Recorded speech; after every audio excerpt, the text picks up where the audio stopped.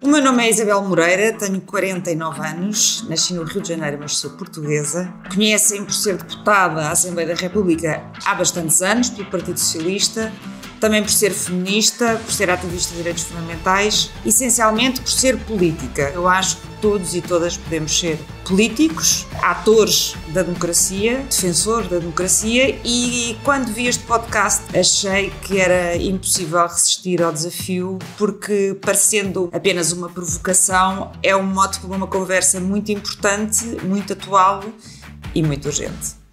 Eu fiz tudo quase, eu vou em primeira classe. Mãe, eu sou o homem rico com quem querias que eu casasse.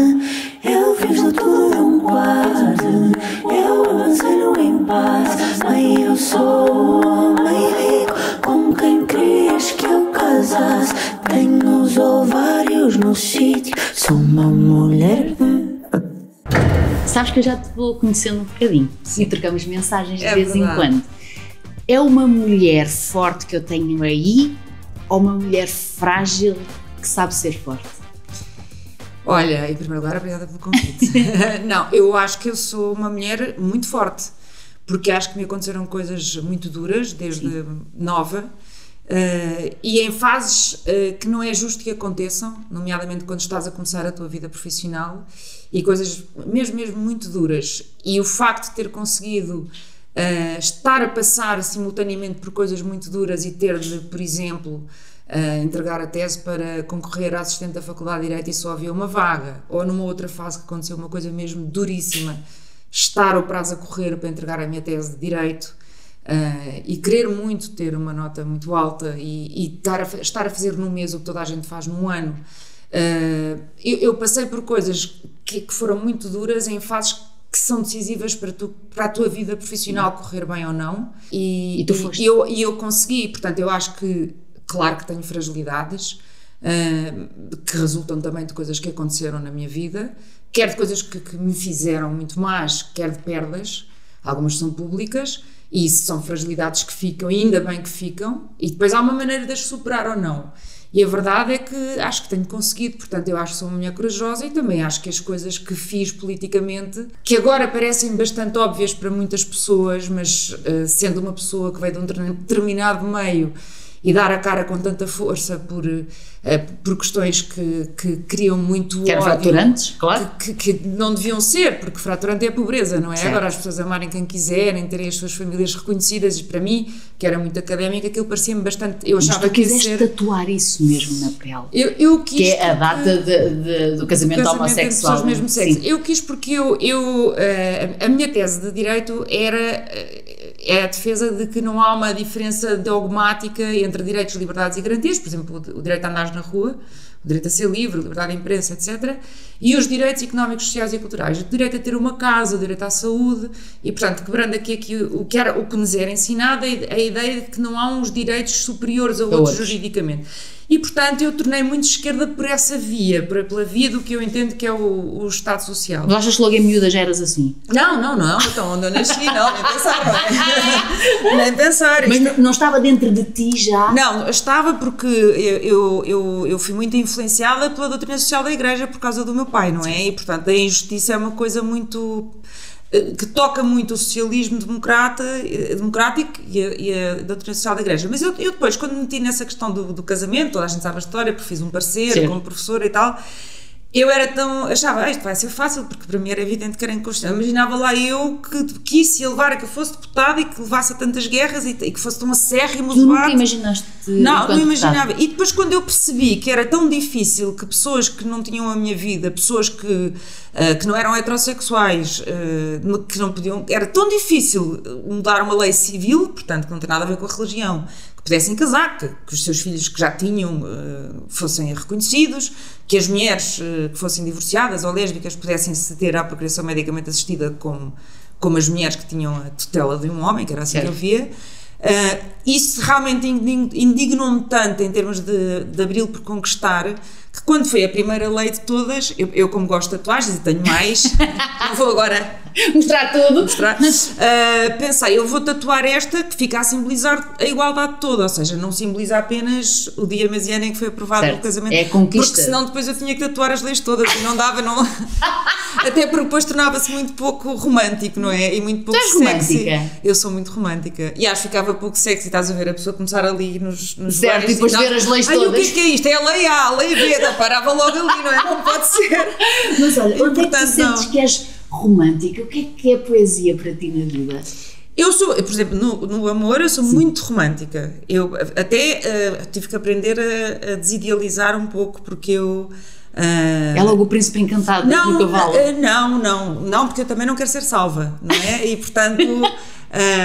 eu sou muito independente, eu não tenho essa visão do amor, do homem que salva a mulher, nem pensar, nem ao contrário, mas enfim, nas histórias que nos contavam em crianças, ela que teve adormecida há 100 anos, imagina a paciência, não é? 100 anos a dormir para alguém lá salvá-la, é a pior história que nos contaram na vida.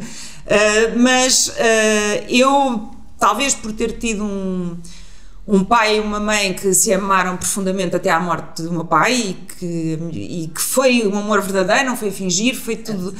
Eu tive muita dificuldade. Não, eu tive muita dificuldade quando me deparei com o engano, com o maltrato, com o erro, com a agressão, porque eu não conhecia isso, não é? Eu conhecia um amor de 50 e tal anos que teve com certeza os seus problemas, como todos os casais, mas até ao último instante do meu pai, a minha mãe estava a olhar para ele com um amor profundo. E eu cresci com esse padrão, e é muito difícil ter uma referência masculina que me amou perdidamente e incondicionalmente, sobretudo tendo eu divergido muito, e que incentivava a divergência, que a apresentação dos meus livros... O teu pai tinha orgulho até nesse teu lado mais não, diligente. Ele incentivava, ele, quando foi o lançamento do livro de casamento entre pessoas do mesmo sexo, estava na primeira fila e ninguém sabia que ele era meu pai, porque eu na altura não era conhecida de ninguém e portanto as pessoas estavam assim a olhar, o que é que está ali a fazer o Adriano Moreira, depois muitos gays e tal, e ele ali no meio e as pessoas muito espantadas por ele estar ali. Ele estava ali porque ele nunca falhava nada meu.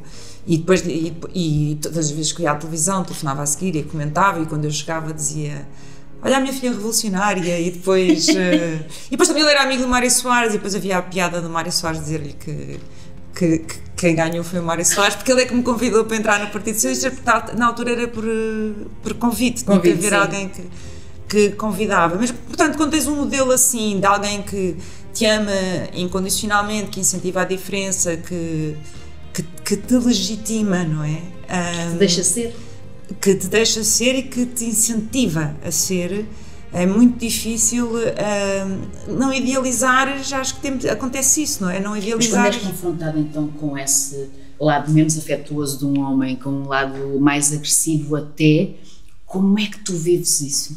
Ao início com muita inexperiência, até porque eu acho que me fez muita falta as aulas de educação para a cidadania, que agora andam a ser muito vilipendiadas, e andam a ser vilipendiadas porque nós vivemos um movimento agressivo contra as mulheres e contra as mulheres emanciparem-se, em que, como sabes, há muitos youtubers... Mas achas que estamos a assustar os homens? Não, eu acho que vê-se agora, não é? Há youtubers que estão a ganhar muito dinheiro espalhando ódio sobre as mulheres, dizendo que deviam ficar em casa. Mas isso acontece é terrível, não é? Vemos a violência no namoro está a crescer em vez de diminuir. A violência doméstica continua a ser o crime que mais mata por ano. Por exemplo, na Alemanha, por exemplo, em Espanha, a seguir à transição constitucional, porque eles não tiveram uma revolução, apostou-se fortemente na educação para a cidadania, não só para corrigir questões como a desigualdade de género, para as mulheres saberem tudo o que tinha sido a conquista do direito das mulheres, mas também para homens e mulheres saberem o que é a democracia, perceberem muito fortemente. E não por acaso a Espanha resiste de forma diferente, embora haja crescimento de movimentos não democráticos. Todos os países que apostaram nisso resistem mais. E isso... Então tu não estavas preparada? Eu não estava preparada, eu não sabia o que era uma red flag, eu não sabia, eu quando alguém me dizia é porque estou com uma O ciúme para ti era um ato de amor? Não, isso não, mas foi porque bebi, ou porque estou com uma depressão, ou quando me mentiam muito, eu não reparava como estavam a mentir, não é? Eu acreditava nas pessoas. Eu cresci com pessoas boas à minha volta e, portanto, foi um choque muito grande. Mas eu depois também rapidamente percebi a armadilha do machismo e da violência e da simbologia toda, de que, aliás, dá nome ao teu programa. Sim, mesmo. Mas sentes que as mulheres que se deixam embrenhar nessas relações precisavam de ter tido o quê? Não, precisamente o foco não deve ser nelas, não é? Sim. O problema é que a sociedade é o que é, fruto de milhares de anos altamente patriarcais, assentes na ideia de que o homem é o centro, o direito é feito a partir do homem, o poder é decalcado a partir da figura do homem, a religião é decalcada a partir da figura do homem. E tudo isto traduzido em regras de sociedade, em regras de direito, em regras penais, em regras societárias, tudo isto leva a que a mulher seja altamente penalizada como parceira, como mulher que pode ou não trabalhar, durante muito tempo não, que pode ou não ter voz, que deve ou não levar uma chapada calada, que em princípio em conflito é a vítima primeira porque é violada e, portanto, o foco não está na mulher, o foco está num sistema que levou a que isto acontecesse. Tu nunca te quiseste calar, mas já... Não, eu quando descobri que podia falar, depois nunca mais parei. Mas vives em constante agressão dos de fora, ou seja, sempre. Tu todos os dias recebes mensagens de ódio. Todos os dias. Antes de se falar em mensagens de ódio, eu já recebia, porque recebia pelo correio, por escrito, com selo. As pessoas tinham paciência de ir pôr com um selo. Mas e mandar cartas. O que é que foi o pior que já te disseram? Que eu matara o meu pai. Por eu estar a defender o que estava a defender. E como é que se reage a isso? Fiz queixa. Foi o único caso em que fiz queixa, porque normalmente ignoro todas as coisas de ódio e não dou troco, porque acho que as pessoas querem ficar visíveis quando dizem que eu sou, posso ter as palavras, que eu sou uma puta, ou que eu sou uma lésbica, não é ofensa, eu por acaso sou heterossexual, mas não, como para mim não é ofensa, fico na mesma. Acho sempre que o problema delas, ou que devia morrer, ou que... mas não há um dia em que isso dói? Que vai-me acontecer isto, vais ser violada em grupo, quer dizer, dizem-me coisas muito graves há muitos anos. Já me bateram à porta de casa às 3 da manhã um grupo de homens a dizer que iam subir e violar-me até à morte, e eu chamei a polícia. Já espatifaram caixa do meu correio ao pontapé, escreveram com prego puta, lésbica. Também chamei a polícia, não conseguiram fazer nada. Já tiveram um verão inteiro a telefonar-me 6, 7, 8 vezes por dia, a respirar, a murmurar, a tentar aterrorizar-me. É que, claro que às tantas torna-se difícil dormir, não é? Porque está sempre... Pode-se desligar o telefone, mas depois também não consigo falar com a minha mãe, por exemplo, não é? E nunca... Agora falo nisto, mas tive muitos anos sem falar. Porquê? Porque eu estava no meio daqueles processos legislativos. E se eu falasse nisso, o foco era eu e não os processos legislativos. E, portanto, eu estive sempre muito calada. E é claro que isso criou uma enorme ansiedade durante muito tempo. Eu acho que fala-se pouco de saúde mental na classe política. Eu tive muitos problemas de ansiedade, distúrbios de ansiedade.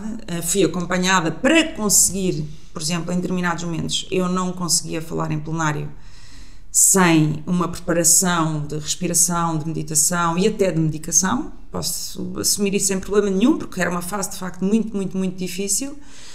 Agora as coisas são muito mais online, não é? Já não me apareceram mais à porta de casa ou coisas dessas, mas e sinto outra vez a agressão física na rua, ou seja, as pessoas perderam a vergonha, e a vergonha era uma coisa muito boa, não é?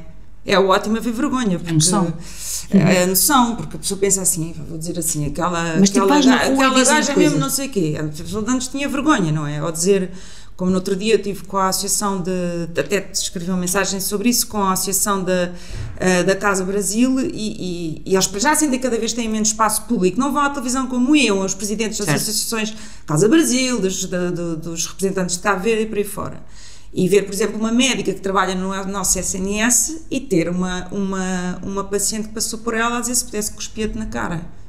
Ela disse, eu nunca tinha ouvido isto, quer dizer, as pessoas estão a perder a vergonha, é como se tivesse legitimado, normalizado. Mas isso eu ouvi, por exemplo, em relação a mim, por exemplo, a primeira vez, no outro dia deram assim com um punho nas costas em campanha e ele chamou-me puta e fugiu. E a minha reação foi conter e continuar a andar para não haver um episódio mediático com isso. Ou seja... Mas como é que vais para casa depois e te deitas? Ou seja, isso tem que magoar algum dia. Magoa, mas eu penso mais nos outros, porque em todo o caso eu sou privilegiada, não é? Porque eu tenho acesso ao microfone, eu estou aqui a falar sobre isto, mas o que me assusta mesmo é esta normalização do ódio, da misoginia, do racismo, da homofobia, da ciganofobia, relativamente a pessoas que vivem nas margens, na periferia, que não têm dinheiro, que não têm voz, que não têm capacidade de resistência, que não têm ajuda. E o meu medo é por essas pessoas, com quem eu falo muitas vezes. Por ti não tens? Por mim, tenho, e por isso é que sou corajosa, porque eu acho que não se pode ter coragem sem medo, não é? Uma pessoa que diz, não tenho medo de nada, isso é como as crianças, não é? As crianças veem o fogo e põem o dedo, não é? Depois a gente diz, isso cai-me, ele aprende porque se queimou, não é? Eu acho que uma pessoa que não tem medo de nada, eu tenho medo pela fragilidade da democracia, eu tenho medo que me aconteça alguma coisa, eu tenho medo que aconteça alguma coisa às pessoas que eu amo. Tu contas esses episódios às pessoas mais próximas, por exemplo? Não, só agora, que já passaram muitos anos. É que tive que contar ao meu pai porque fiz queixa, ele teve que ir prestar declarações. E o que é que ele te disse, lembras-te? Ele disse, chegou lá e como o pai dele, o meu avô era polícia, tirou logo a fotografia do pai, muito orgulhoso, a fazer conversa, os polícias acharam aquilo o máximo e ficou a falar sobre o pai, eu desesperada a querer que ele levasse aquilo a sério, e ele disse, esta é a minha filha revolucionária, preocupa-se comigo, aquilo não era nada com certeza, e eu a olhar e eles a dizerem, não, ela fez muito bem a fazer queixa. Depois quando ele saiu, eu que sou jurista e sei como é que as coisas, sou advogada e sei como é que as coisas se passam, já estava tipo criança pequenina a dizer, vá para o Pedro com a sua pistola, se faz favor. Tu achas que herdaste mais coisas do teu pai ou da tua mãe? São uma mistura, porque o meu pai tem a gosto pela política, a gosto pelo ensino, as duas coisas. Acorda às 5 da manhã como ele, 5, 6, estou com a cabeça a 200 a fazer coisas.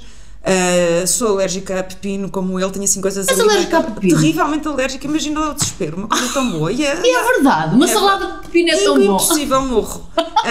E portanto tenho coisas, e fisicamente acho que tenho coisas dele. Assim, o desenho da cabeça e gosto muito de política e sou muito ansiosa e tenho aquela noção de que a única coisa que se pode fazer com o tempo é não o perder, que aliás é uma frase dele. O meu desespero com perder tempo é, se eu perder tempo, não estou a perder só o meu tempo, eu estou a perder o tempo das outras pessoas, porque se eu não estiver a fazer coisas, uma vez que eu resolvi dedicar-me à causa pública, ao interesse público, se eu não estiver a fazer coisas e se eu perder tempo, posso não estar a fazer coisas que vão beneficiar a vida de muitas pessoas. Tu não és hiperativa, nunca foste diagnosticada. Eu não sei, mas eu estou sempre muito cansada, eu vivo entre o cansaço e a atividade extrema. Sempre em aceleramento? Sempre. Mas quando é que paras? No mar, a nadar. É o único sítio onde eu relaxo, é ouvir o mar, por isso é que eu estou sempre a ir para a praia. Mas de inverno e verão? Inverno e verão sempre a ir para a praia. É o único sítio que eu relaxo, é fechar os olhos e ouvir o mar. E aí pensas em quê? E penso em coisas boas, mas da minha mãe, herdei, para não fugir à pergunta. Agora viajaste um bocadinho às coisas boas. A minha mãe é muito corajosa, é a pessoa com mais humor que eu conheço, a capacidade de me rir de mim própria, que é a coisa principal, não é? Tu rires-te, não é? Não te levares demasiado a sério. A paixão pelo mar é ela. A minha mãe tira-se para as ondas com a idade que tem. A minha mãe vai fazer 80 anos. É uma forma física invejável. E é absolutamente parcial. Com as pessoas que gosta, com aquilo de quem gosta. É uma fera a defender as pessoas. É hiperbólica, uma comida não está boa, está a melhor coisa que ela alguma vez comeu. Como é que eles se encontraram? Tu conheceste uma vez a história do amor deles? Então a minha mãe foi aluna do meu pai, ele não deu por isso, ela deu por isso. E ela apaixonou-se logo? Logo, primeiro dia, e depois teve 5 anos a colecionar fotografias de jornais e à espera até ao dia que conseguiu. Que engraçado. Sim. O teu lado romântico vem dela. Eu sou romântica por isto. Eu acho que o amor é uma coisa que pode ser muito perigosa, como sabemos, não é? Porque, desde logo... Podes-te apaixonar pela pessoa errada. Não é isso, mas a pessoa se casa... Nós sabemos que as pessoas fazem coisas muito loucas por amor, Certo. podem perder a razoabilidade, podem perder a Já racionalidade. fizeste alguma? Hã? Já fizeste alguma? Por acaso, assim, loucura, acho que não. Mas o que acontece pois, por exemplo, se tu estás muito apaixonada e a pessoa diz já não gosto disso, sofre-se muito, não é? Sim. Sofrer de amor é uma coisa terrível. E depois, por exemplo, pessoas que passam muitos anos juntas e uma delas deixa de gostar e a outra continua a gostar muito. Nós que já testemunhámos coisas dessas, é que as pessoas ficam mesmo muito mal. Pode-se morrer de tristeza, eu acho. Pode-se morrer de tristeza. E na verdade, pode-se depois. Nós vemos os casos em que as relações ficam tóxicas, violentas e podem levar. Certo. É o sítio onde as mulheres mais morrem, é em casa, não é? Portanto, como naquela série Fleabag, não sei se já viste. Não vi. Tens de ver, é maravilhosa. Há lá um padre com quem ela anda, Sim. que está a fazer o casamento. A Fleabag é a personagem. Certo. E está a fazer o casamento do pai dela com a madrasta. E ele diz que o amor é uma coisa horrorosa. E a irmã diz-lhe para ela: este teu padre é muito esquisito. Porque ela está apaixonada pelo padre. E ele diz que é uma coisa terrível, que nos leva a fazer coisas terríveis e a perder a capacidade de raciocinar e é egoísta e é aquilo outro. E portanto é uma coisa que não podemos fazer sozinhos. E tem que encerrar uma grande dose de esperança. Tem esperança ainda de encontrar um grande amor? Não, eu nisso não penso nunca. Eu só penso no dia de hoje Mas em tudo?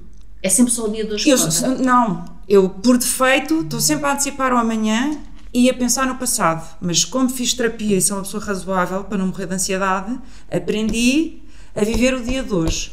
E como tive coisas muito fortes na minha vida, nomeadamente pessoas que morreram de forma súbita, isso mudou totalmente a forma como eu vejo a vida hoje. Qual foi a maior perda de todas? A que tu sentiste como uma mutilação? O meu irmão. Que idade é que ele tinha? 47.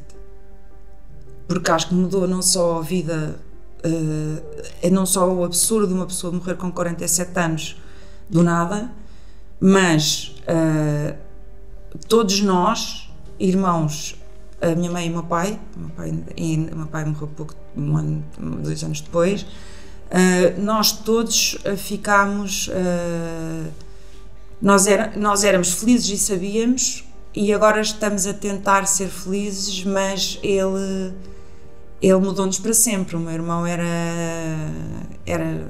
um embaixador da alegria da nossa casa e era o melhor filho que um pai e uma mãe podem ter. O meu irmão era desprendido, generoso, e eu escrevi na altura, o meu irmão era a pessoa mais leal que eu conheci na minha vida e era o meu melhor amigo, ele era o terceiro e eu a quarta, e portanto tudo o que eu fiz de brincar, de fazer as neiras, de subir às árvores, tudo o que eu aprendi, mas tudo, acordava-me assim às 7 da manhã, sabes, ao sábado, assim, o que é que vamos fazer? Ainda eram 7, estás a ver? E era um poço de amor. Eu nunca conheci uma pessoa tão generosa como o meu irmão, e acho que... E depois o que fica também, não é? Que é veres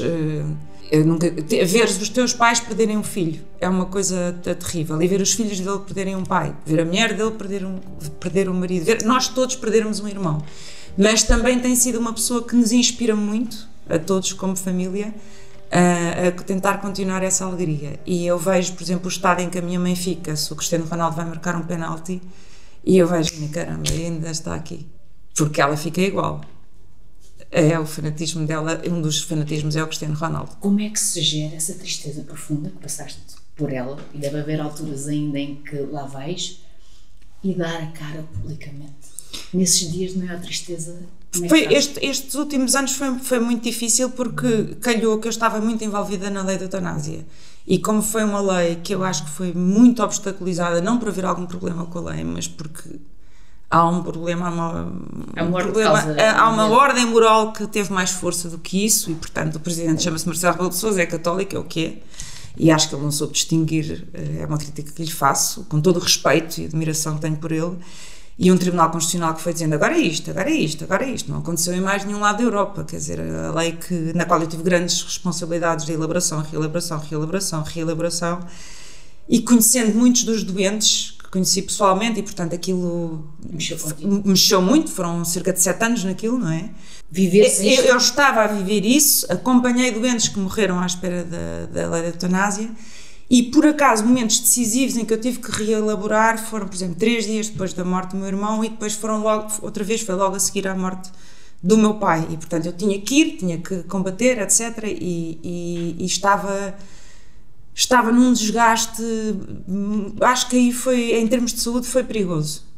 E depois fui para Cabo Verde. Eu vou sempre para Cabo Verde. Sozinha, na altura ia ter muito com o meu melhor amigo, que era o embaixador Paulo Lourenço, que acabou há um ano. Também, isto parece mórbido, esta entrevista, que tinha de dar perguntas, porque também morreu como o meu irmão. Mas quando perdes todos os laços mais fortes, é o que é a vida hoje? Primeiro, o meu pai foi uma brutalidade também para mim, porque o meu pai foi mesmo o amor da minha vida, e é. Mas eu continuo um diálogo com eles, não é? Perdi o meu irmão, que era assim o meu amigão, não é? Pronto, o meu irmão. Mas eu que não tenho fé nenhuma, eu acho que enquanto nós estamos vivos, as pessoas estão connosco. Eu sei o que é que o meu irmão me diria agora, eu sei o que é que o meu pai me diria, eu sei o que é que o Paulo diria, e portanto eu continuo um diálogo. E temos amigos, por exemplo, em relação ao Paulo, nós temos um grupo de amigos que somos muito amigos, temos um WhatsApp juntos e lembramos disto, daquilo, daquele outro, e eu acho que isso ajuda. Nunca. Mas tenho os meus amigos, os amigos que tenho amigos muito fortes e amigas muito fortes, e tenho a minha mãe e os meus irmãos. Tu não és uma mulher sozinha? Não, não e sim, isto então. é. Eu escolhi ser sozinha por isto. Eu passei muitos anos, há muitos anos que eu vivo sozinha, e eu não sei se sou feita para a conjugalidade, porque eu gosto de estar sozinha. E depois gosto de escolher quando é que não estou sozinha. Agora, aquele momento de chegar a casa, até porque a minha vida tem muito barulho. Sim. Sobretudo desde há uns anos, lá no plenário, não sei se já reparaste. Já reparei. Tem muito barulho, muita atividade. Mas isto faz aquilo, vai aqui, vai aquilo. Sentes-te reconhecida pelos pares? Não, sinto-me reconhecida. Por exemplo, nós estivemos a falar do ódio, não sei o quê, mas também tenho muito amor na rua. Tenho muitas mães que vêm ter comigo com as filhas, dizer que as filhas me seguem há muitos anos por causa da questão dos direitos das mulheres, e pedem para tirar. Agora, de vez em quando, também pedem uma selfie, imagina. Agora, o que foi o Marcelo fazer? Tenho muita gente que agradece o trabalho por causa já do tempo das pensões e do corte de pensões quando eu entrei, uma coisa que eu fui ao Tribunal Constitucional. Tenho pessoas, imigrantes de vários países. Tu sabes que este é o teu caminho. Há uma coisa que é o seguinte, eu já pensei várias vezes que era a altura de parar, mas depois, como aquilo que eu acho que é importante começa a entrar em perigo, eu disse, agora não posso desistir. Se não fosses isto, o que é que tu serias? Professora e advogada. Era o que eu era. E serias... Eu fui. Certo, mas achas que serias profundamente feliz se não tivesses passado por esta tua capacidade de mudar alguma coisa na vida de ti? Não, eu gostei de ser advogada num sítio muito bom, a Servo Correia Associados, e aprender com pessoas muito boas, mas aquilo para mim não enchia, porque um caso acabou, mas eu queria era qualquer coisa que pudesse mudar a vida de mais pessoas. E depois há muitas coisas que fazes no Parlamento que felizmente não são notícia, porque algumas até é bom que não sejam até para preservar as pessoas, mas por exemplo, vais de repente visitar um centro de acolhimento de vítimas de tráfico de seres humanos, e tu vais e tudo aquilo é escondido, as próprias pessoas que trabalham nesse campo, os maridos e as mulheres não sabem que elas trabalham ali, portanto são funcionárias públicas incríveis. Certo. E eu conheci uma vítima de tráfico sexual, depois de, enfim, só podemos ir lá 4 ou 5 pessoas, não posso dizer em que ponto do país, que teve 5 ou 6 anos numa cave a ser violada consecutivamente, e os filhos bebés iam nascendo e foram sendo vendidos, talvez para órgãos, desmantelados para órgãos. Ela fugiu com o último bebê nos braços, tinha 20 e tal anos, vou dizer 30 e qualquer coisa. E alguém na rua reconheceu, conseguiu perceber o dialeto e conseguiu ajudá-la. E ela depois teve muito tratamento, não é? Os olhos, o escuro, etc. E eu agarrei naquele filho, nos braços. Ela era uma das mulheres mais bonitas que eu vi na minha vida. E depois descobri, porque claro que tu, se fores vítima, e estiveres, se estiveres escondida, porque entretanto o agressor está em fuga, tens automaticamente a autorização de residência, não é? Pronto, tens autorização para estar cá, um regime especial. Mas depois descobri que numa situação como a dela, a renovação tinha que ser presencial. Eu disse assim, como assim presencial? Eu, que acho que conheço as leis mais ou menos, não me tinha percebido que não havia uma exceção para casos como estas vítimas. Então, mas se ela está escondida, que ela vai onde? Aulas do cidadão. Isto não fazia sentido nenhum. E, portanto, fiz ali uma proposta de alteração legislativa, foi aprovada por unanimidade, aquelas coisas que não se sabe, mas sim. Mas é óbvio, mas só vais lá se fores aos sítios, se conheceres. E tu vais. Eu e muitas pessoas, não sou só eu. Certo. Por exemplo, a questão dos imigrantes é uma coisa que eu estou em constante diálogo com as organizações que representam os imigrantes. Eu sei a mudança que eles sentem de há uns anos para cá. Mas então como é que lidas com a injustiça de quem diz tão mal de ti? Não, mas eu acho que quem diz tão mal de mim diz mal de mim por causa de leis em que eu estive envolvida. Eu estou envolvida em muita coisa, na administração pública, na justiça, etc. Tu achas que as pessoas te conhecem? Não conhecem ninguém que se vê na televisão, nem a ti te conhecem, não é? Também sabes isso. Sei. Agora, se eu penso assim, odeiam porquê? Por causa daquelas leis em especial, o casamento entre pessoas do mesmo sexo, a coadoção, a procriação medicamente assistida então por todas as mulheres. Então odeiam por causa da igualdade, não é? Assim como odiavam as pessoas que defenderam o fim da proibição do casamento entre negros e brancos. Foram muito odiados, não é? Quer dizer, mas também me odeiam por ter sido eu a defender isso. Porque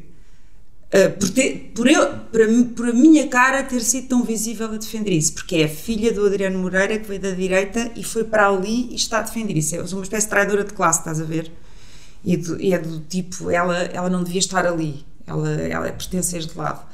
Uma coisa um bocadinho de classe e aquela coisa da genética associada a uma certa direita, e isso é quase que imperdoável. Mas se tu um dia fizeres uma retrospectiva, o que é que tu achas? Há uma frase que não me sai na cabeça dos últimos tempos, que é: no dia em que estiveres a morrer não te lembras da reunião onde estiveste. Da tua vida, de que é que achas que te vais lembrar? A coisa mais importante que eu me vou lembrar da minha vida, sem dúvida nenhuma, a coisa mais importante que eu vou levar da minha vida é o afeto, as pessoas. Não há mais nada para mim. Eu, como não acredito em Deus, para mim o sentido da vida é zero, não há nenhum. E portanto a única coisa para mim que eu consigo encontrar como sentido da vida é o outro, o próximo, é a gente, as pessoas.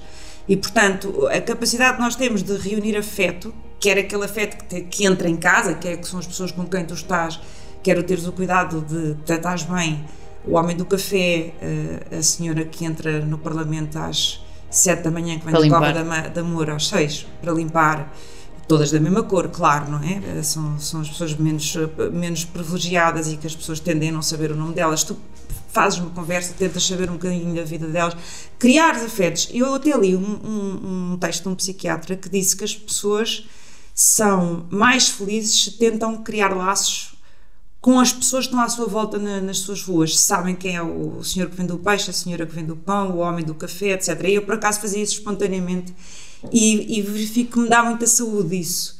E os afetos, o que eu levo mais é as pessoas. Eu, se fechar os olhos numa situação limite, vem logo à cabeça, quer as pessoas que eu mais amo e mais amei e já cá não estão, quer pessoas que passaram por lutas muito importantes, que viram as suas vidas mudadas, mesmo que eu não lhes veja o rosto, mas é sempre pessoas, é sempre gente. Olha, como é que tu vês, não te posso deixar passar por aqui, que acabámos agora uma campanha, uma eleição, o que é que seja, sem me dizeres onde é que estamos. Acho que estamos num momento decisivo da história. Ou salvamos a democracia ou perdemos a democracia. E temos noção do que é perdermos a democracia? Não. Acho que as pessoas estão, sem tirar responsabilidades a mim própria e à derrota que tive enquanto elemento do Partido Socialista, acho que estamos numa época muito perigosa de violento individualismo, de perda total do sentido da comunidade, do trabalho coletivo, do sentido da junta de freguesia, do sentido da igreja, que é importante, do sentido do sindicato, do sentido da comunidade em si. Da comunidade. e de ultra individualismo e de alienação. De não querer intermediação, não quer intermediação da junta, nem da igreja, nem de uma coletividade. Eu vivo sozinho, nem do sindicato, eu vou direto às redes e estou a ler e sei. Não sabe, primeiro não ler um livro. De repente é tudo rápido, só quer informação rápida. Não há tempo para o tempo demorado para explicar as coisas profundamente. Uma mentira diz num segundo, uma verdade demora muito tempo a explicar. E, portanto, está um caldo tornado para ser muito fácil fazer-se o que se fez nos anos 30 do século passado, que foi dizer, a culpa do retrocesso alemão é daqueles. Eram judeus. Reparem, eles estão melhor que nós.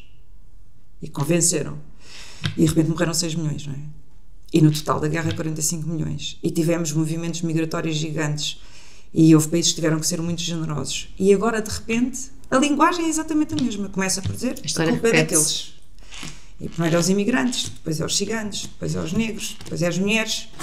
E as primeiras vítimas nos retrocessos são sempre as mulheres. Então o que é que tu como queres... se viu nos Estados Unidos com o aborto e como se está a ver no Brasil. Então o que é que tu queres dizer às mulheres que hoje te estão a ouvir? O que eu quero dizer às mulheres é que todas as vezes que a democracia anda para trás, as primeiras vítimas são as mulheres.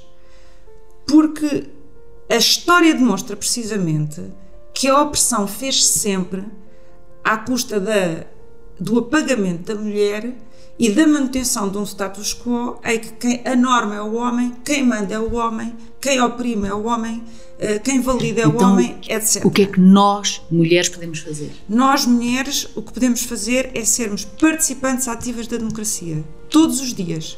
Não deixar passar, falar, inscrevermos em coletividades, inscrevermos numa associação, inscrevermos para se queremos saber o que se passa na nossa junta de freguesia, lermos, prestar atenção ao contraditório, não engolir por ali adentro tudo o que é dito nas redes, sermos informadas e ler o que se passou para trás e perceber, olha, porque é que se diz aquela expressão porque começa este teu programa. Quando eu a quero riscar. Sabes que os tomates estão riscados. Sim, mas tu sabes que isso é mesmo muito importante, porque a questão de ser associado os órgãos sexuais masculinos à força, à virilidade, ao poder, a poder mandar, a poder decidir, é uma coisa que está na antiguidade clássica grega, está em Roma. Há mesmo um deus que é filho de qual? Da deusa do amor, que é já me veio o nome? Vênus? Não, já digo o nome. Os deuses não nos entendem. Há mesmo um deus que a estátua dele é com um falo gigantesco. Se tu vires, o que é que acontece com as gravatas? É o quê? Aquilo é uma coisa fálica, não é? Os homens andam todos eu tinha olhado. Eu não aguento as gravatas. Os homens estão todos com a pilinha ao pescoço, não reparaste? Nunca tinha olhado dessa maneira. Aquilo é um símbolo. Achas? Então, claro. Porquê que aquilo foi inventado? É uma pilinha. Nunca mais vou pôr uma gravata ao pescoço. Não aguento aquilo. Tu já reparaste que até nisso é fálico?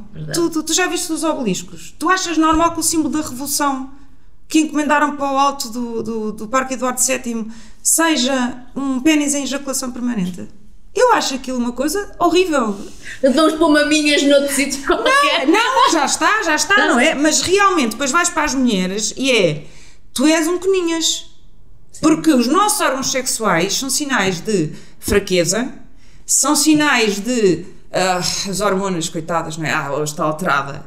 A palavra histeria a origem vem da palavra útero, em grego. Nós somos histéricas porque temos útero. Portanto, os nossos órgãos sexuais e reprodutivos são sempre assim, comparados a fraqueza, desequilíbrio.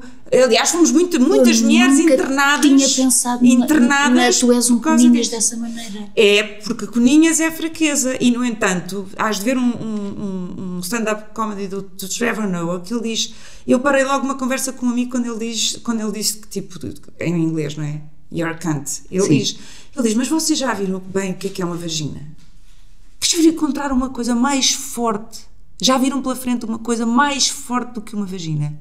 Tipo, um corpo humano sai por ali e ela continua a funcionar. Quer dizer, guerras começaram por causa do género. Ele faz assim uma coisa espetacular. E, no entanto, nós, homens, conseguimos tornar aquilo uma palavra de fraqueza. E o nosso, quer dizer, que se fosse sujeito ao esforço de uma mulher para parir, por exemplo, coitadinho, não é? É o símbolo da força. E o mesmo com a religião. Os deuses. Há 300 religiões, se não estou em erro, cerca de. O Christopher Hitchens listou que começam todas com uma virgem, não é normal. Não é normal tantas religiões começarem com uma virgem que acata a palavra de um Deus, que é homem, que acata sem questionar, passa a ser exemplo, até reproduzido em muitas normas jurídicas, do que é que deve ser uma mulher. A mulher, para ser exemplar, como é a Mulher Maria, deve ser o quê? Obediente, devota, virgem, assexuada. E no caso da Virgem Católica é total, não é? Mas há muitas outras religiões que é assim. E isso tramou-nos, absolutamente, tramou-nos. Depois houve movimentos feministas dentro da própria Igreja a ressignificarem o papel da Virgem Maria para não ficarmos tão tramadas. Certo. Mas a verdade é que é isso, não é? Os nossos órgãos sexuais são aliados de tal maneira que fomos durante anos e anos internadas, tratadas como doidas, choques elétricos, etc., por causa dos humores, não é? Certo. Uma mulher livre é uma mulher exemplar. Obrigada por seres. Obrigada a ti. Tenho os ovários no sítio, sou uma mulher